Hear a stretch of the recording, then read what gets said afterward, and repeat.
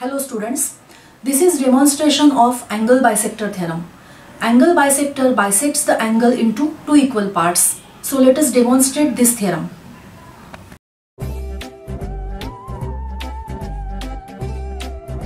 Consider this triangle ABC and suppose AD is the bisector of the angle A.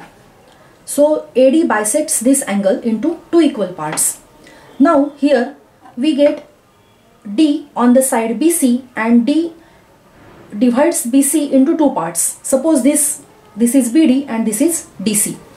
Now we want to prove the theorem that the ratio of AB as to AC is equal to the ratio BD as to DC. That means we have to prove that the product AB into DC equal to the product AC into BD. That means we have to prove that suppose this length is C and this length is B, this length is X and this length is Y, then we want to prove that the product CY equal to the product BX.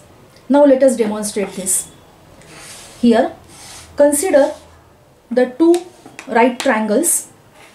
Here this side is X and this side is Y, and this is a big right angle triangle. This side is B and this side is C. Okay. Now let us place these triangles into this rectangular. Now let us place these triangular pieces into this triangular tray. The area of the blank region is the area of a rectangle and its sides are Y and C. So in this case, the area of the blank rectangle is C into Y. Now let us use the same pieces, but let us place them in a different way. Suppose place them like this.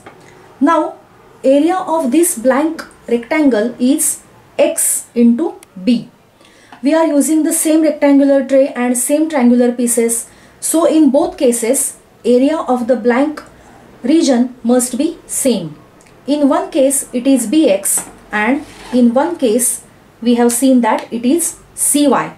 So what we have, CY equal to BX, and thus the result is verified. Thank you.